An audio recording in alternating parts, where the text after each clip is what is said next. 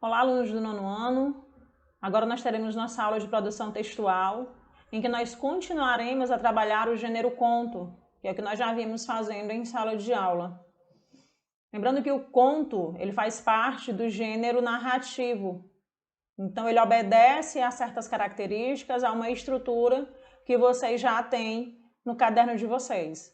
Então, qualquer dúvida que surgir durante a videoaula, pausa, pega o caderno e vai acompanhando. O conto ele é uma obra de ficção, é um texto ficcional, ou seja, algo que é construído. Existe uma relação com a realidade? O que eu estou reproduzindo num conto é real? Não, o universo é ficcional, eu vou inventar uma realidade para aquilo, eu vou criar personagens, eu vou dar nome a eles, eu vou apresentar características físicas e psicológicas desses meus personagens.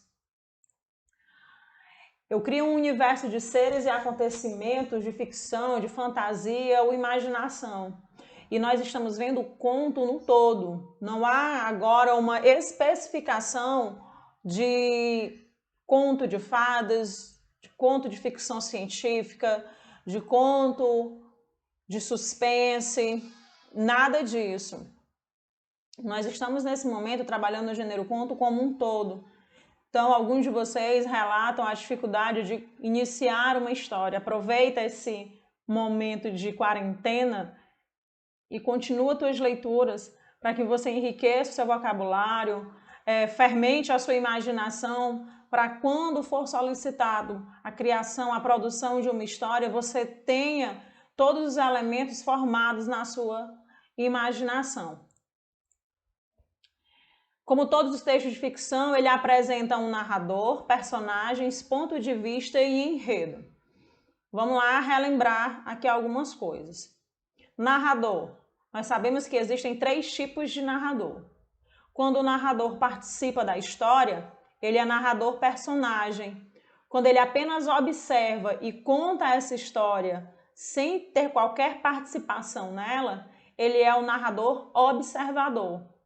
Eu ainda tenho o terceiro tipo de narrador, que é o narrador onisciente, que ele não participa da história, mas ele conta de tal maneira que chega a se apropriar da fala dos personagens, reproduzindo a fala tal qual os personagens falaram.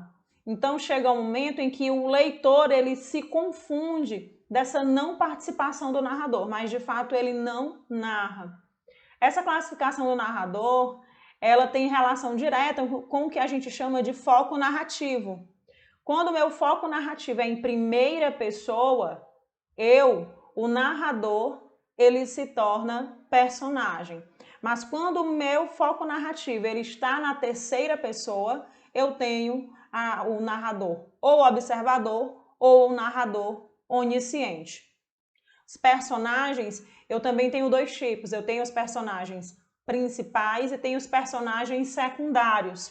Como o próprio nome diz, o personagem principal é aquele que dá vida à história. Sem ele, nós não temos o fluir da história. O secundário, ele faz aparições na história, mas ele não contribui e o seu desaparecimento em qualquer momento também não prejudica o andamento dessa história. Entre os personagens principais, nós temos 2, os protagonistas e os antagonistas.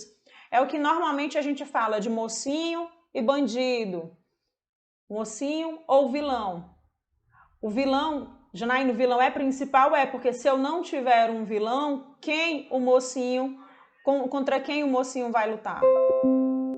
Além disso, a gente tem vamos relembrar os tempos de uma narrativa.